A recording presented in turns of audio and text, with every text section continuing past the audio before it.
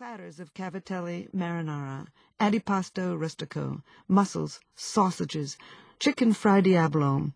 A host of Italian favorites appeared at every table amid the balloons, confetti, and champagne, as the disc jockey blasted out old tunes and we wildly danced. Patrick and Suzanne swirled among us, radiating joy. Love hopes all things, the Bible says. I hoped for Patrick and Suzanne. But I also had a reason to be optimistic about their marriage. I knew some things about their personalities because both had taken my personality test, a series of questions I had devised to establish some basic things about a person's biological temperament. Both had told me their test results. And from these data, I was confident that Patrick's particular chemical profile would complement Suzanne's, creating a biological and psychological cocktail that could keep them captivated with each other for years. We have many inborn tendencies. Indeed, scientists now believe some 50% of the variations in human personality are associated with genetic factors. We inherit much of the fabric of our mind. But what is personality? Psychologists define it as that distinct cluster of thoughts and feelings that color all of a person's actions. Your personality is more than just your biology, of course. Personality is composed of two fundamentally different types of traits, those of character and those of temperament. Your character traits stem from your experiences, your childhood games, your parents' interests and values, how people in your community express love and hate, what relatives and friends regard as polite, dangerous, or exciting, how they worship, what they sing, when they laugh, what they do to make a living and relax. These and innumerable other cultural forces combine to build your unique set of character traits.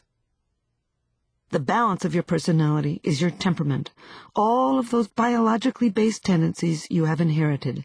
Traits that emerge in early childhood to produce your consistent patterns of feeling, thinking, and behaving.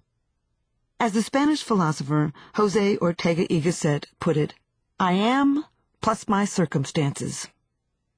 Temperament is the I am, the foundation of who you are. Curiosity, creativity, novelty-seeking, compassion, cautiousness, competitiveness. To some degree, you inherit these and many other aspects of your disposition. It was this part of the human spirit that I had examined in Patrick and Suzanne, their biological temperament. No one knows precisely how many traits of temperament we human beings inherit, but studies of identical twins suggest we inherit many.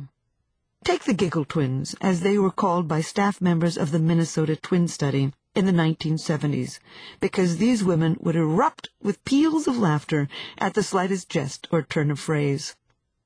Daphne and Barbara were born to an unmarried Finnish student living in England in 1939. Barbara was adopted by an English groundskeeper who worked in a public park, while Daphne grew up in the home of a wealthy metallurgist.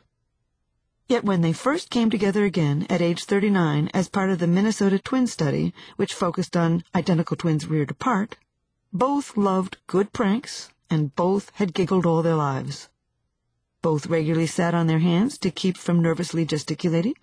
Both had dyed their hair auburn. Both were effusively energetic.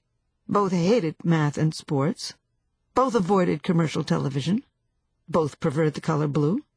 Both were unwilling to give political opinions, and both had met their husbands at age 16 at a town hall dance and married in the autumn.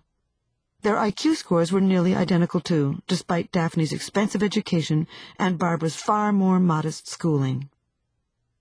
Coincidence?